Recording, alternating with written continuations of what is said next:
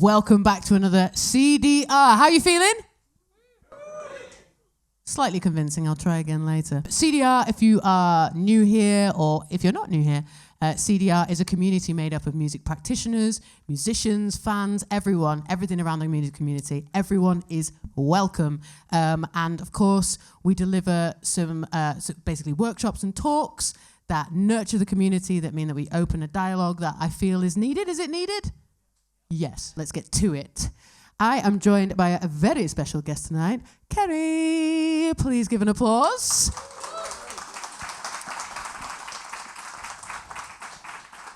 Irish-born, Manchester-based, multidisciplinary artist, DJ, and head honcho at Dark Machine Funk, her own label / imprint. I never know when to use imprint or when to use label. I'll say them both.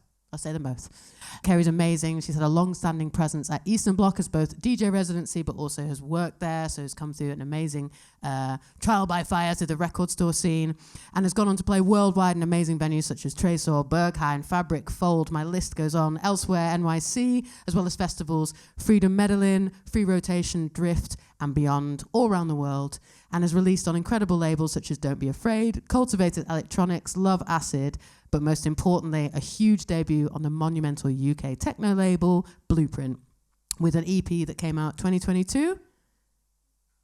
It's hard to tell in these times. It came out, and there's been a couple on Blueprint as well. So an incredible tour de force, and was described as Resident Advisor's sound as being lean, fierce techno that knows how to groove, which I don't think it gets much better than reviews like that, personally. So absolutely welcome. It's a pleasure to have you here. Thanks for having me. Oh, yeah. So I wanted to ask, as I always kind of ask at the beginning, as people know, how you got into music. I heard it was something to do with your brother's setup, but was it before this? So I'd say I probably come from a fairly musical family. Like, my dad's a musician, like self-taught. And my mom is always, even though I didn't know him when I was younger, so my mom was a single parent, but she always had music on. She played the guitar herself and stuff as well. So, and all her brothers would have as well. So there's definitely kind of a little bit in the blood, so to speak. And yeah, basically, like I did violin myself for like 8 years when I was younger. 8 years on the hardest instrument of all. Yeah. But I basically, when I became a teenager, I had no interest. Once I started going clubbing and things like that, I just, like, violin went out the window. I think, first experiences of clubbing just, like, left a big impact. Yeah. And of course, you were of age for all those club experiences. No, definitely not. Like, my cousin would just dress me up and, like, loads of makeup and stuff, and then managed to get in. But there was some underage clubs in Cork where I was from, and there was, like, pirate radio stations that we would listen to. But she did take me to a club when I was 13, and I remember being like, what the fuck? And then, like, after that, I just started buying tapes, really showing my age here. But, buying mixtapes and,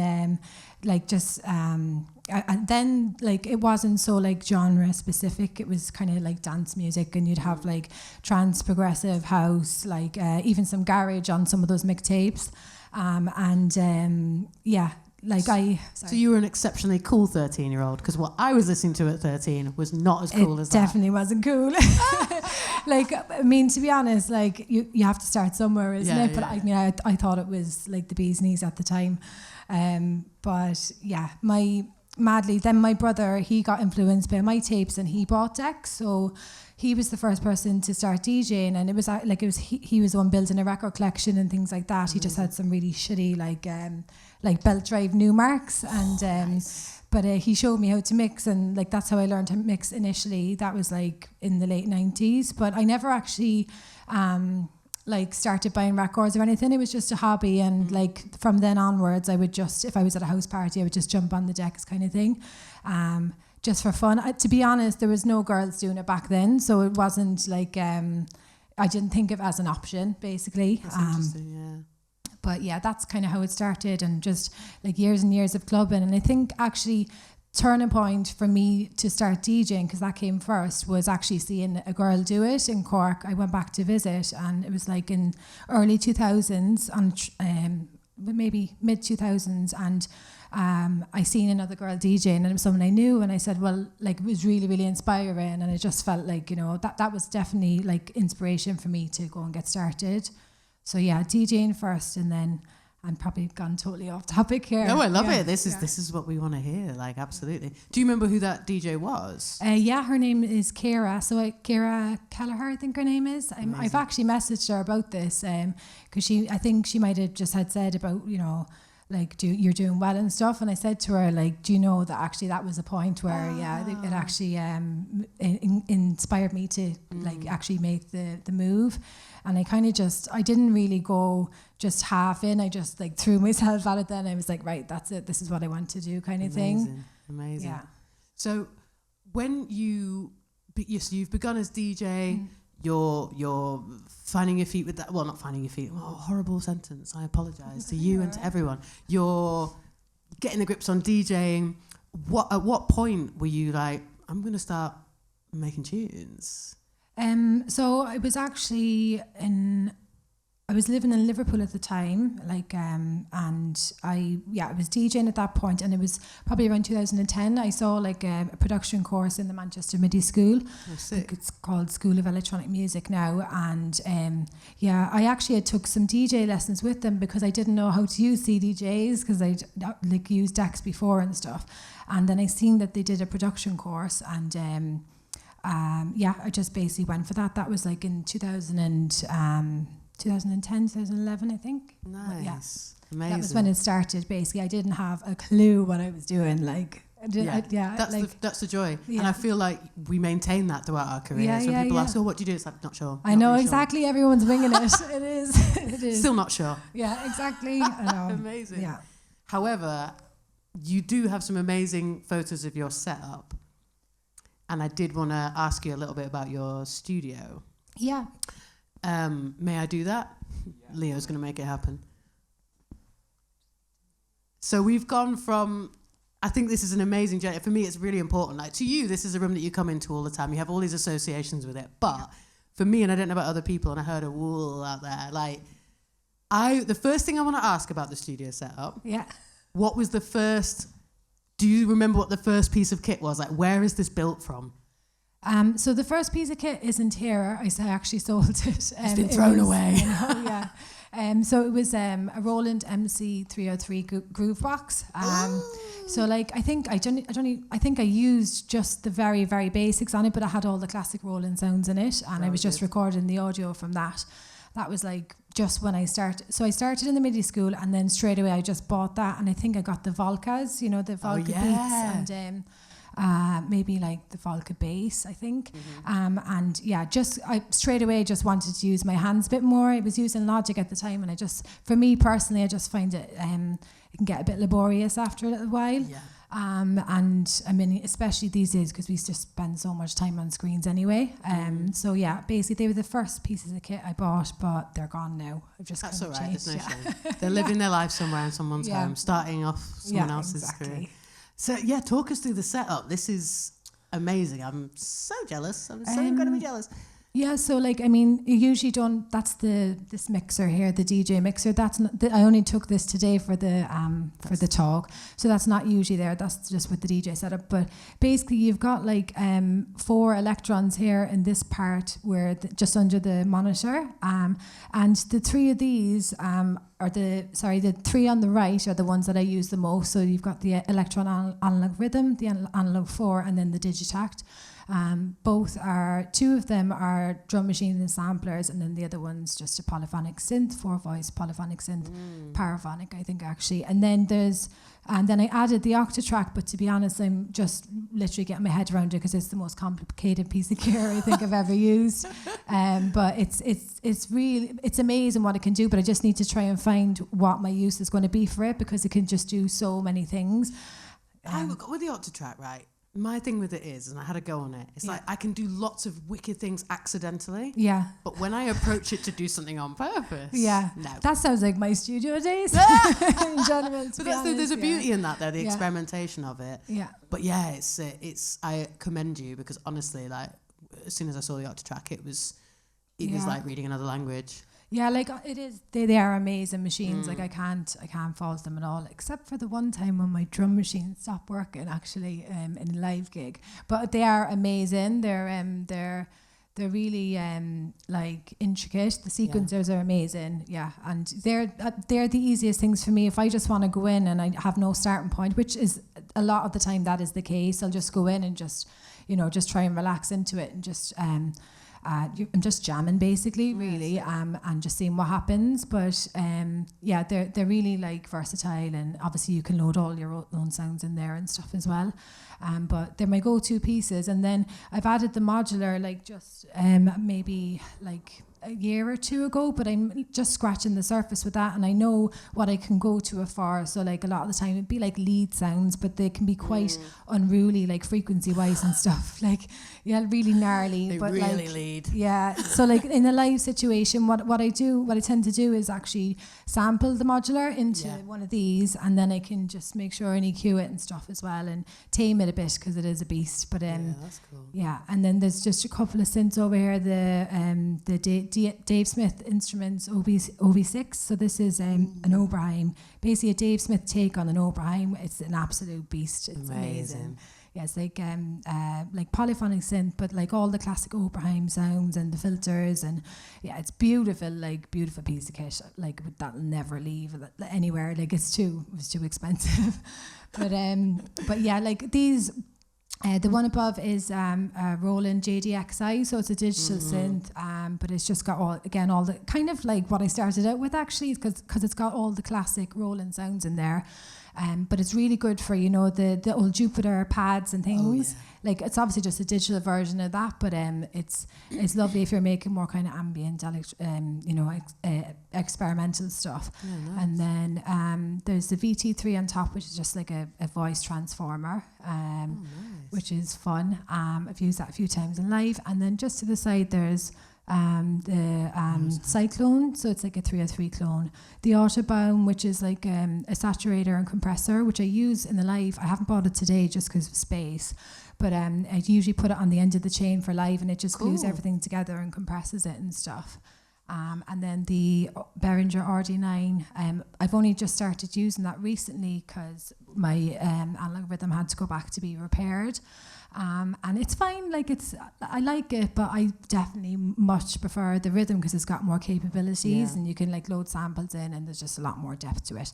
But you can't go wrong with the 909 either for techno at the same time. And then just along the bottom is just some pedals like reverb and delay and distortion, etc. Everything then is runs through this desk. It's a 16-channel Midas, and basically it's got Firewire, so the Firewire goes into my computer, into Ableton, and I can multi-track everything, which is really useful for recording because like I used to, when I first kind of started using gear, I used to just do like, just a few takes, but just a stereo outtake, and you just couldn't get like the accuracy obviously you couldn't EQ or anything after. So I found a way that works for me, but I think I was telling you earlier that the software is really old on my computer, and if I update it, the desk will stop working, so everything's running a bit slow. So I will eventually have to start using the direct outs of the desk, I think. But like a true producer, you will ride out the current setup as far as you can go until the laptop's literally, like, no. Yeah, I know. That's the thing, and it could just like potentially crash, and Yeah. One thing I have noticed that's not like other producers as well is that your plants are alive. I know. Your plants are alive. That one's alive. You see that they're alive. That's my partner, Ben. He looks after them. It turns out you can water them, so take that home his with job. you. I can't be responsible for anyone else's life, only my own. And then just the monitors as well. I got those last year. They're Neumanns, and they're like 3-way, and they're badass. But they've definitely changed things massively. Like they were a big investment, but to be honest with you, like they've made a shitload of difference. Like, could I ask what difference? Just because I really want to know. They're really flat, so like everything that you hear is like is truth. Exactly. I don't like the truth sometimes. Yeah, I know what you mean.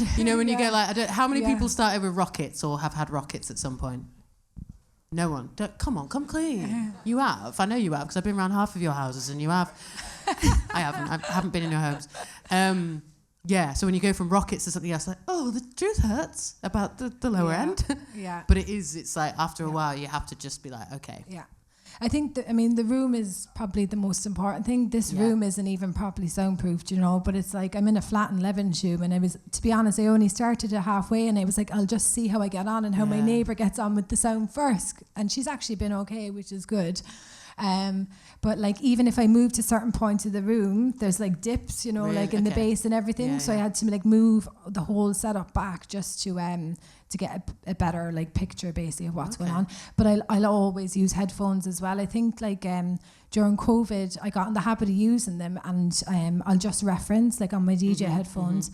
They're not great for highs, but like I will always just like do. But I think once you know a pair of headphones and you know what their limitations are and what they're not, that's it. It's the final. It's the final. It's the end boss, isn't it? It's like what are the headphones saying? Well, the end boss is someone else's car. Yeah, the car stereo. Yeah, cars can be so cool.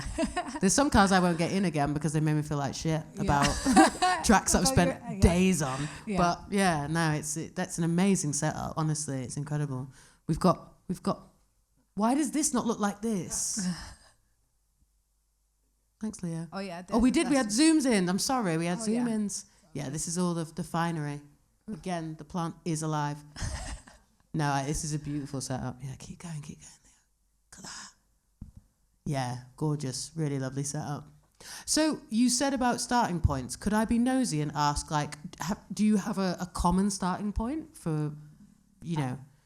Usually, I mean, for techno, usually it is just with the drums and like drums and bass. And in terms of ideas, like a lot of the time I don't. Like I'll just go in. Like I used to like hear certain music before, and I'd be really inspired, and I'd be like, right, I'm gonna go and try and like do something like that, or be not replicated, but just be inspired by what you're hearing. But the past while, not necessarily, but like during the past month or so, I've actually like challenged myself to leave out the kick drum. So basically doing techno without, it's a bit like what Barker does, to be honest. It's like it's techno tempo, but it really makes you go intricate with the percussion and everything else.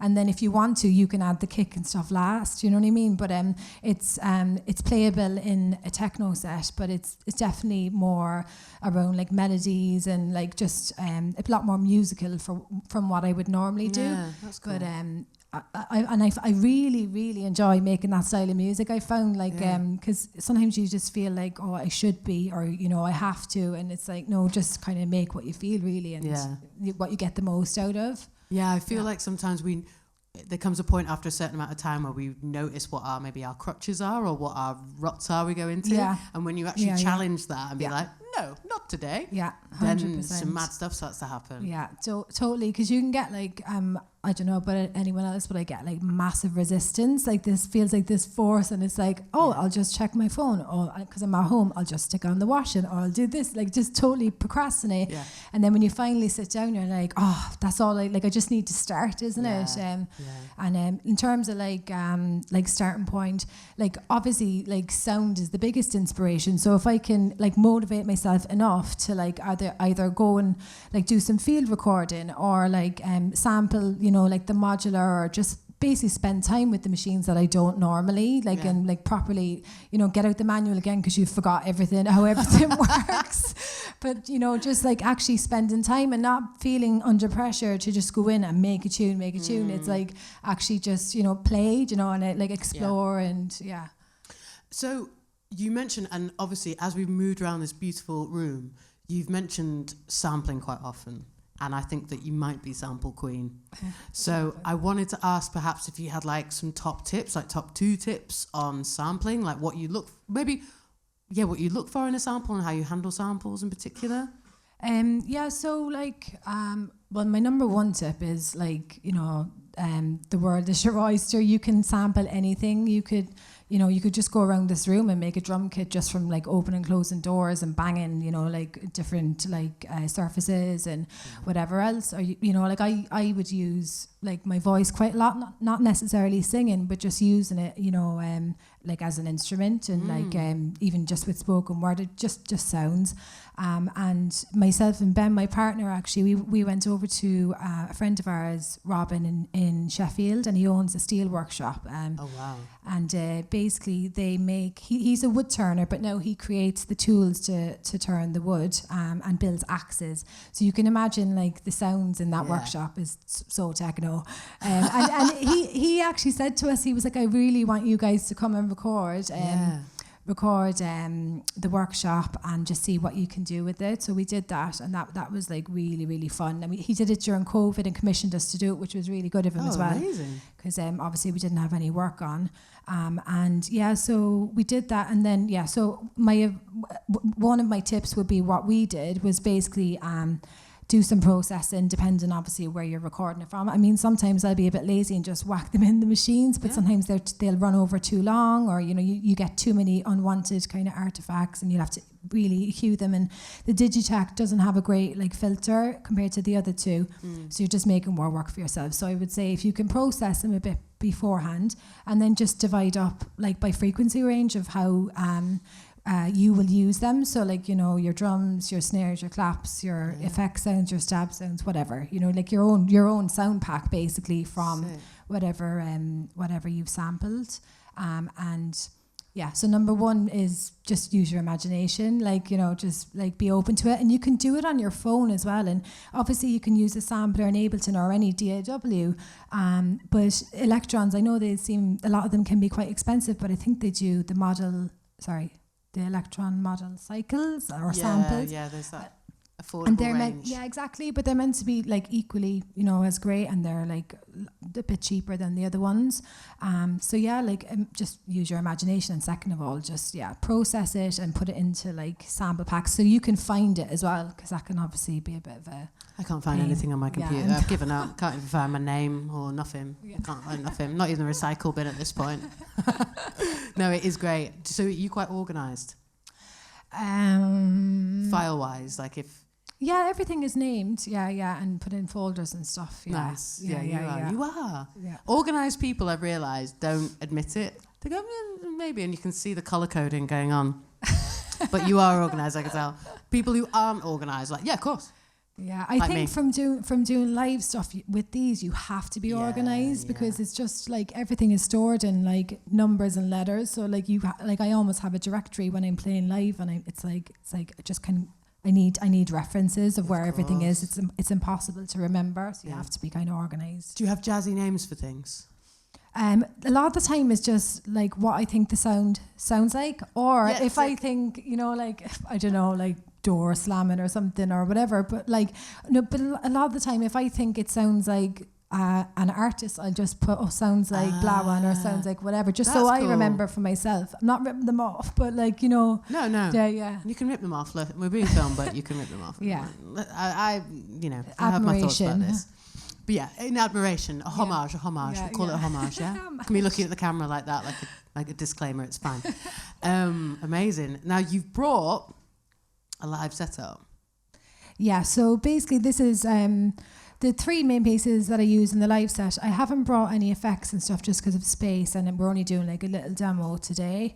But yeah, I just thought it might be nice to show just to build a bit of a track, just start from scratch. I've got like a kick and a bass, that's it, and I just wanted to show some of these sounds from the workshop. So just to basically encourage, like, you know, you can potentially make sound out of anything. Yeah. Amazing. I love this. This is super generous. I'm super excited about it because this is it as well. Is like we talk about the beginnings and stuff, and it's all very well in theory, but to see you. No pressure, but to see you doing it. I know, but I know I'll approach things differently if I see this could totally go tits up. And let it go tits up, and we'll bring it back in. It doesn't matter, but so if you're ready, let's get you set up. So yeah, we've got it. We've got the setup here. Obviously, it's reversed. It's upside down, but you know, I know a lot of you can do handstands or something. You can turn your heads. I will take photos of you all turning your heads, though. It'll be hilarious for me. But yeah, you can get the vibe of what's going on. Can I quickly ask the analog the setup. Oh, you're going to talk us through the setup. I don't need to ask. I'm going to get out of the way. And so please put your hands together for an amazing, generous, live setup demonstration from Kerrie. Hands together, please.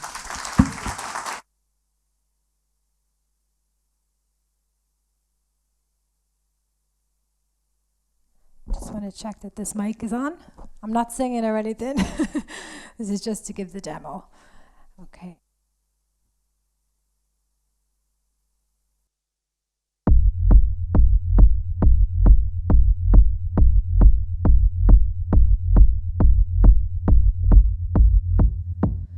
Okay, so I'm just going to start with one of the sounds that I was talking about earlier. So this sound is actually from one of the grinding machines in Robin's workshop.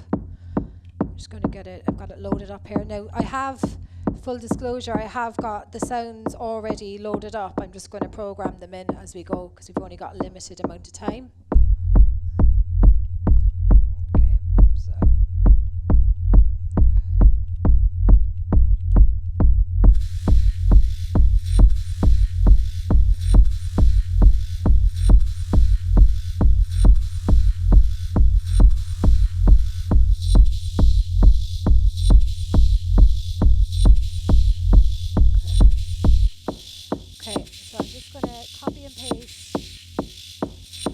Copy and paste this sound over. So I tend to do this a lot on the Digitact. So it's basically just to beef out the sound and just give it a bit more movement.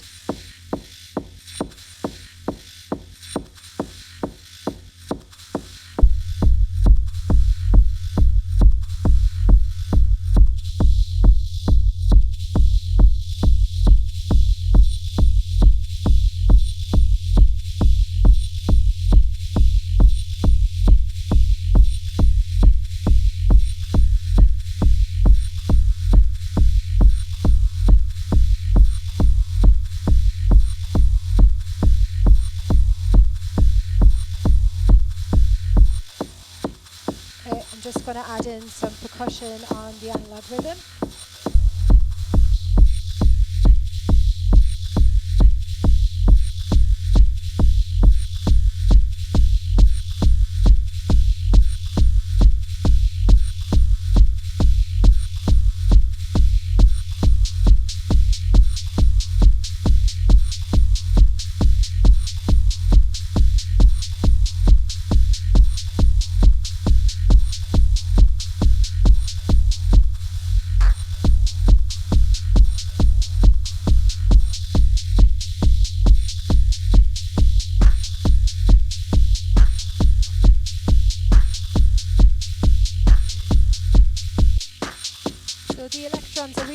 They've got things called trig conditions, and it just basically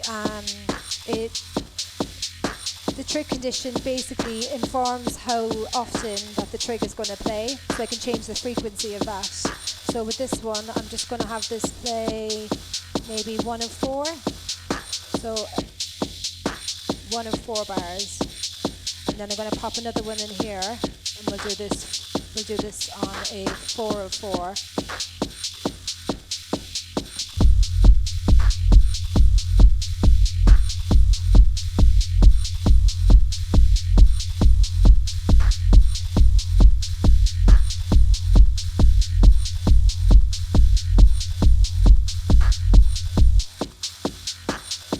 So I've got a lead stab kind of acid sound loaded up here on the Digitact. So I'm just going to pop in a few trigs.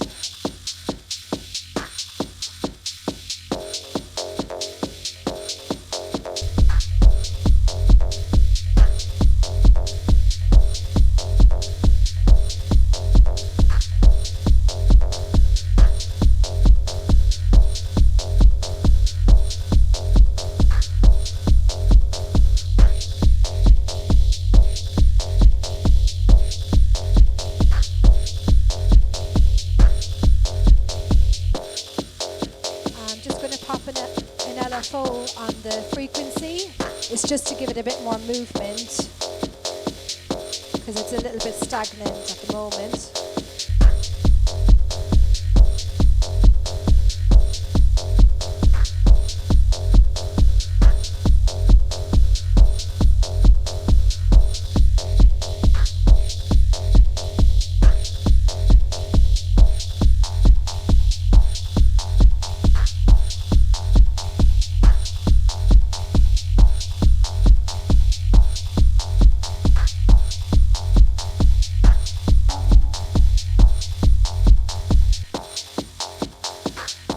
going to just put in just a little counter note on the riff that's in.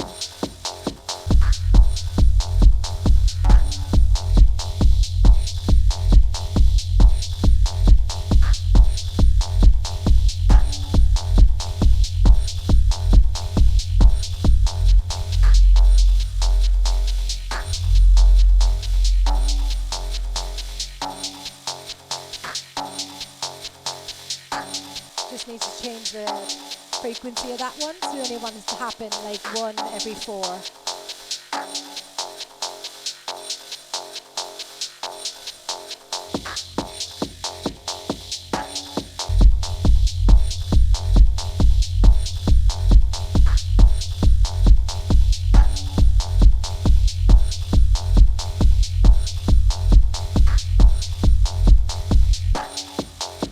So what I'm going to do now is add just a bit more texture and just a bit more depth to it. So what I've done is we spoke a bit about samples again. So I wasn't able to go on this trip to New York like in the past month. So I decided to download some samples of Grand Central Station in New York. Feeling sorry for myself and.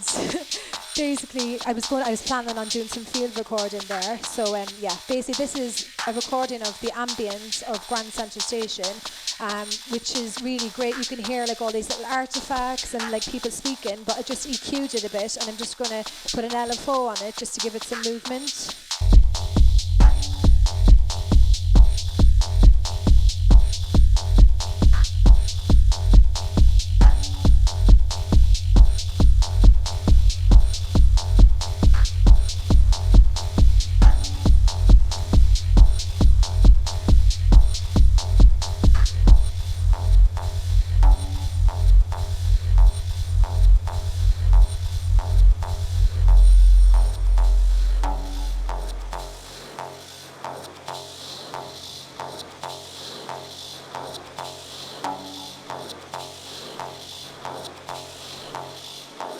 You can hear it's just like a swishing noise, but if I have that along with the other grinder sounds, it's just creating just a bit of like a textured rhythm in the background.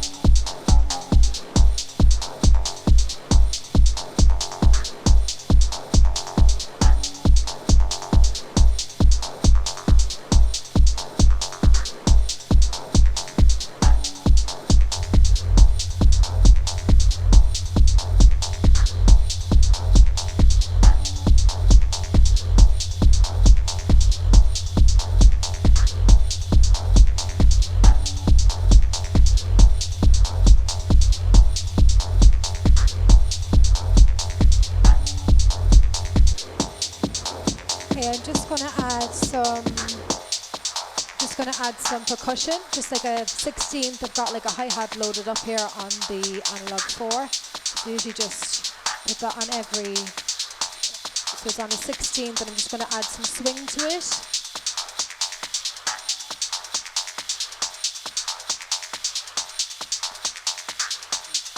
Yeah. All right.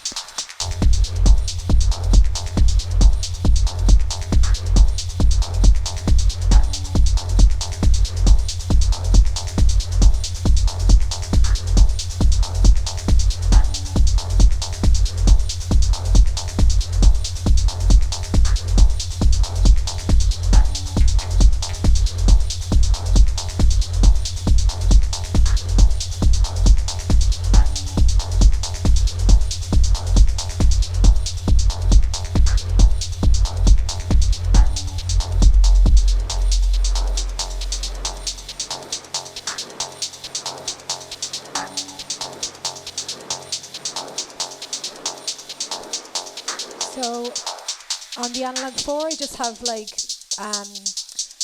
a synth loaded up here, but it's more just for like ear candy, you know, so like just those little details in a track, you know, just to happen every now and then. I call them like sprinkles, and if you think about a cake, you put the sprinkles on last kind of thing. So I've got like something you can just about hear it, 'cause I got that on.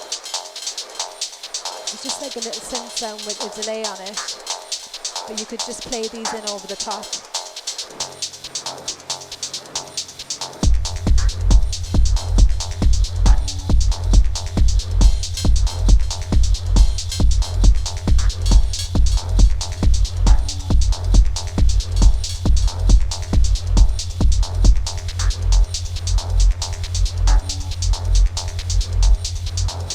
And yeah, I had just added a pad here, just like a metallic-y kind of, just like a shimmer pad, which would be quite good if you had like a breakdown.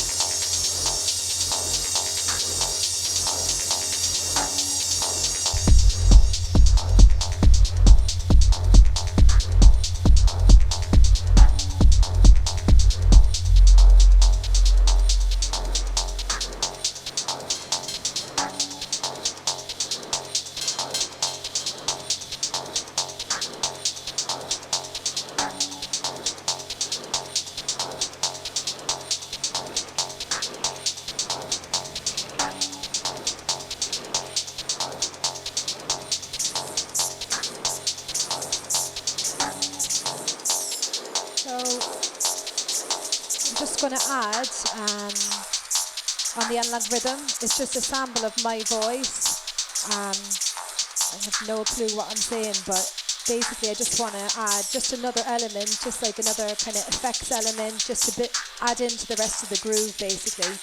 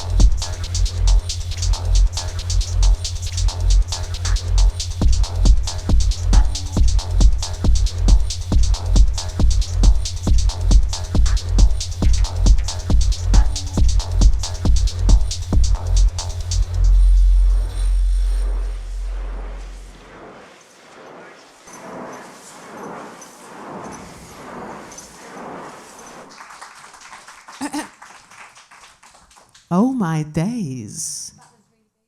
That was really basic, everyone. if that's your basic, I'm frightened of what your advanced is. That was absolutely amazing. Thank you so much. Like, honestly, so inspiring.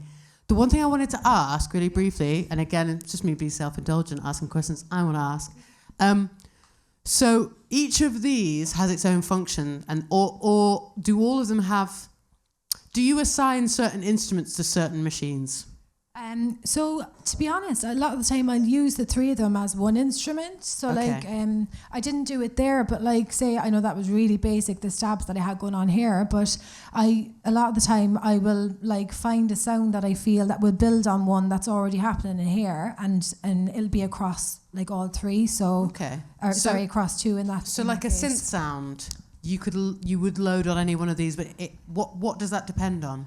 Depends on how you want to play it, or depends on how you want it to sound. How do you mean? So like, this is the drum machine. I'm just trying to break it down for people who are not used to the electron range. Yeah. So this one is so it's an analog drum machine. Cool. And you can also load samples in it. So you can have samples on their own or add them to the drum sounds. This one is a digital drum machine with a sampler as well, so you get loads of sounds in there. Because that's what I was. Sometimes some things were one and some things were the other. So I just So then you've got the Octatrack as well, which is another beast. Like that's like another world altogether. And then this is the paraphonic synth. So like that just has like 4 voices basically. So so mainly like I mainly use this for drums and like some effect sounds and. It's much more than a drum machine, but mainly drums and effects and stuff. And I use this because I can load in all my old samples, and it's really, really easy. Or record other machines in my studio, and then I can use this in a live situation. So this is a mixture of, I've got drum sounds, synth sounds, like effect sounds, and then... I just wondered as well if you were like disciplined about how, because sometimes I don't know about anyone else, I need limitations with things. It's like, if I do something I'm not used to on this machine, then I'll lose track of where I am with the others. So, but it sounds like you interchange all of these. They're all like, it's very rarely that they're not all on at the same time, if that makes sense. So I'm just moving between the three, unless I was say using the modular, in which case I might just use like the analog rhythm and this, and I wouldn't need the analog 4. But I suppose like between these two, it's like I've got like 8 and 12 voices, or 20 voices, say all together, kind of doing like a similar thing. Absolutely amazing though. Honestly, that was so sick. It was really lovely to watch and hear. Thank you so much again. No problem. I'm going to open this out to questions on the floor. Does anyone have any questions? Hello, straight away. Just want to ask how you do the kick rumbles. You know, the techno rumbles that sort of follow the kick drum. How you do that? It's just a bass sound, but what I realised is to get the rumble is they need to be happening very often because it's rolling, you know. So rather than just have it like, because I used to be like kick, bass, you know, like, so they just need to be like say on the sequencer, they just need to be more frequent, like basically, just more, or just like a few gaps in between, but just rolling basically is what you want them, isn't it? So like if you're working on a sequencer, just basically more or less on all the time, like just take a few out. That's they're just bass sounds. Nice, just lots in a row. Yeah, that's. I'm obviously coming from the angle of the sequencer. Yeah, sick. Sorry. Cheers. The other chosen one. Thanks for the talk and sharing your insights. You're welcome. Just very interested. I've got the Electron set up and they're really fun. But I get stuck in endless loops and then think, how do I structure the song? How do I record it? Multi-track it over bridge? Just interested in how you get over that hurdle, as it were. I think I suppose Overbridge is probably very similar just to the Firewire. I don't actually use it myself, but I think I do things in stages for me, because like creating is one thing, and to be honest, that's usually the quickest part. And I just need to be in a good headspace, and I just try and like just let it be natural and just like see what comes, and that's when the best things come out really, or you know, the things that I enjoy making the most is just when I feel relaxed. And they usually comes quite quickly. I know it might sound a bit woo-woo, but it's like meditation almost. It's like just like breathe into it and relax into it, and then the flow kind of comes or whatever. And And yeah, like I think I just usually have a break. Like a break is like a big thing. Just have a break and come back to it. And sometimes I'll even have a break till the next day if I'm really unsure. And then I'll be hearing things that I didn't hear at all, like, you know, or like what was I thinking, kind of. So time is good, definitely.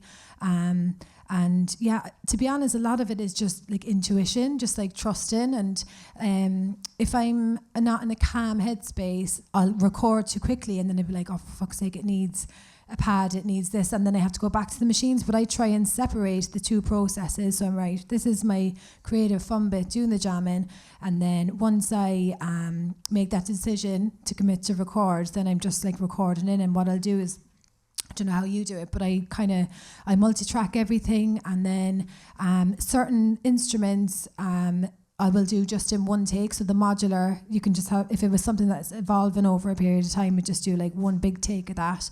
But generally speaking, I just record in like 4 bars and record in different variations of different sounds that I want to happen in the track, and then I'll just build the tracks in Ableton. So it's a totally like different session.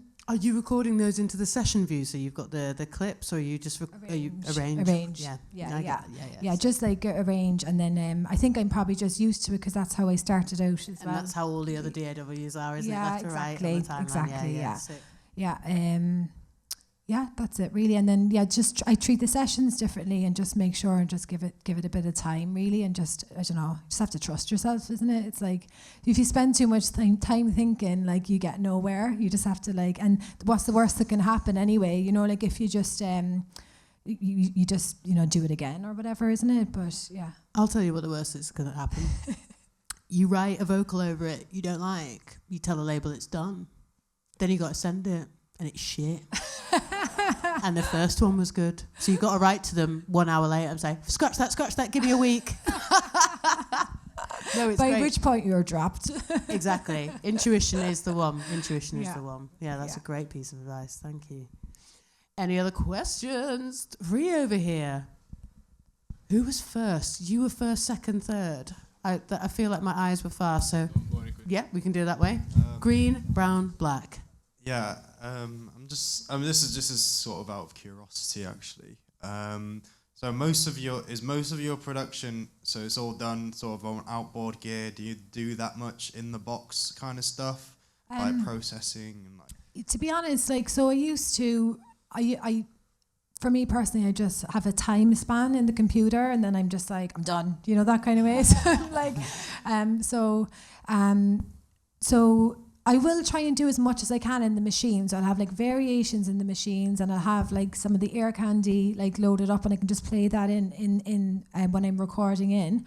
But now, like more recently, like definitely the last, I don't know how many years, but like say 5 years, I'm realizing that to get things really polished, I need to like, you know, spend a good bit of time in the box. But as I said, just for me personally, there's like a small window, like, and then I'll just be like, I have to go on to something else. But however, like recently I've started using the warp function in Ableton with audio, because I'm working with audio anyway, and I'm really enjoying that, especially in breakdowns and things, and just like reversing things and changing the pitch and the timing of things, and just getting a bit more creative. But again, being conscious in my mind of again, using your intuition, right, that's enough, you know, like and yeah, it is a lot of the time just like the trust. And then I will do like, you know, once that's done and like the structure is done and everything, then I will spend time mixing, again, have a break, and then come back to it and just mix in. But I will actually be mixing as I go along, because I do that in the machines anyway, and I try and watch the levels as I'm recording in. But I'll use like sound toys, plugins, just if I need to beef anything up, or I use microshift a lot, which is really good for like stereo width, and what else? I use FabFilter, EQ, which is, I use that on everything. And yeah, some of the sound toy stuff, a bit of compression if I need it, but I don't tend to use a lot of compression personally. Like, I like to have dynamic in things. I'm sure the mastering engineer hates me for it, like, but yeah. Another question. You're all right. I was just wondering, because you mentioned before that you were working on Logic before you come over to Ableton. It's just more of a bit of a technical question. Was that something that you'd done because you were going more into the live sound and the live aspect of it, that you went like away from Logic and went to Ableton because of the benefits it has, or was it more of a workflow thing in the way that you were creating stuff? I can't actually remember the reason I switched over. I think my brother might have gave me a copy of it, to be honest with you. And I was like, I'll just try that out, because he was making tunes for a while as well. So I think it was actually him, because he was using it. And because I really only use it just to record into. Now, obviously, I use it a lot more, and like I'm going into depth in Ableton and using like some of the core like plugins in there and stuff. But yeah, I'm not really. I think, to be honest, genuinely, I think my brother gave me a copy and I tried it out and I liked it. That was it. It wasn't me like going, consciously I need to change over or anything like that. But I do personally find it like super easy. Like it's really straightforward, and if you don't know anything, you just hover over and it tells you anyway. But like, just find it really like intuitive, and yeah. Oh, nice one. And I know I'm taking. Oh, these multi-pack questions. Here, I know, I love it, but also I'm nervous. You can trust the scouts to take the piss, can't you? No comment. No, it's can ask when you say you're multi-slacking things as well. I was wondering what piece of gear you were using to multi-slack your sounds out, and you mentioned that you lived in Liverpool for a bit as well, and it'd be great for us to have you back in our city to play whenever that opportunity arises. I'd love to come. I'd love to come. I've only played in Liverpool a couple of times. I was there for 4 years. Just about the gear, so I multi-track into the Midas desk that was in the picture of the studio. That's got like 16 channels, and everything is just divided up. Sometimes I have to like switch things around just depending on what gear, but generally these are just already connected, and yeah, just multi-track. Just set up I have like a template in Ableton I just keep on going back to rather than set everything up afresh. So it's just it's all like named and just like grouped and stuff like that. It's already set up, so I can just go in there without having to do all the kind of admin stuff basically each time. Does that answer your question? We have time for one more question. Leo's waving. How the speed thing came up, like the BPMs going up and up and up and up and up and up. How do you feel about that? What happens when you come on off someone who's playing 145? Punch them. That's the only thing to do. Do you see them coming down again? Yeah, definitely. Please? It's a cycle. It's a cycle. It will, of course it will. It's like this happens, like all the time. It's unfortunate. I think it was because of the pandemic. I think it seems to be like this is information that I've got from, there's a documentary on, I think it's DW, it's like a German documentary channel, and they actually covered it. You should watch it. They covered how techno is becoming like really pop orientated, and this is what we're hearing in this music. It's like 150 racy BPMs and like chipmunk vocals over the top, but it's literally just like like pop songs sped up and the pitch changed in them or whatever. But yeah, I think it's the cycle, and but the only thing is it's gotten so big. Like I'm just hoping that it'll just kind of move over here into like EDM territory and like Tomorrowland, because that is where it's like kind of heading, really, isn't it?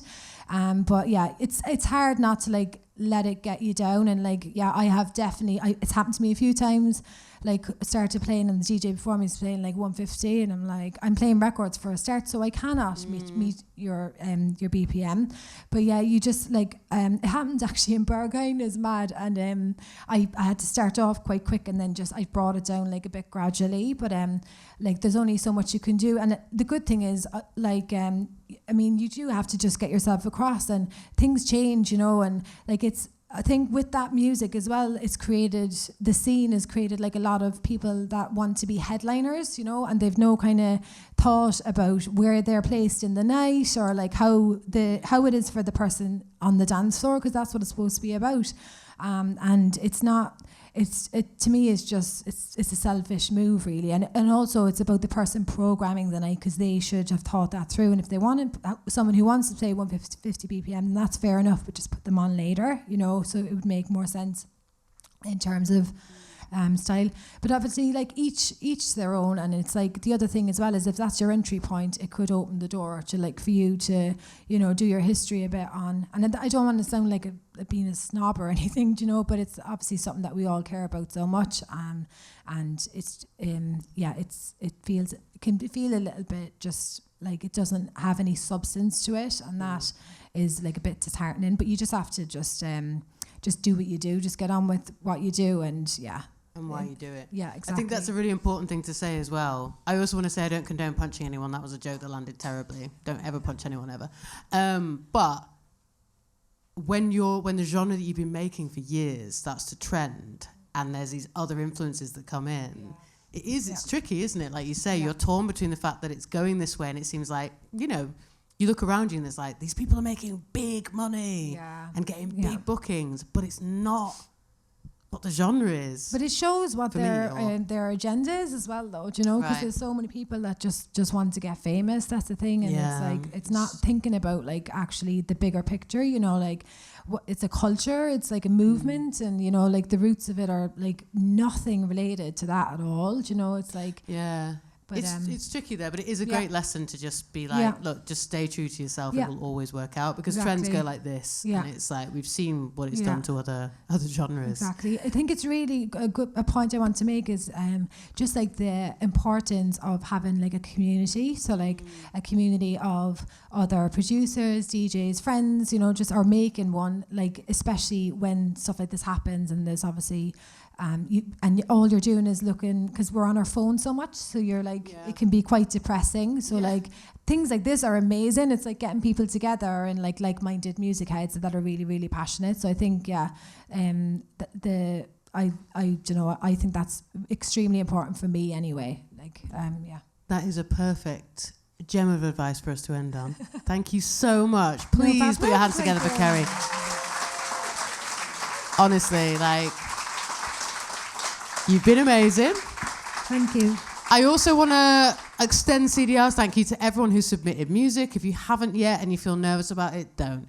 You can have an anonymous name. You can hide in the corners. There's enough darkness. Like, please just take this opportunity to use the speakers, use the system to be able to try some stuff out. Work in progresses are so welcome. Any genre is welcome as well, honestly.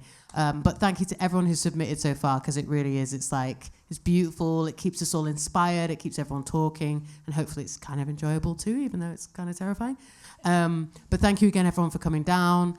Please chat to each other. I always want to hear about collaborations or like, you know, little friendships or things that are happening. I like chatting to everybody as well. And don't be a stranger.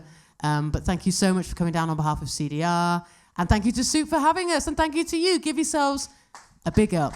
Blessings.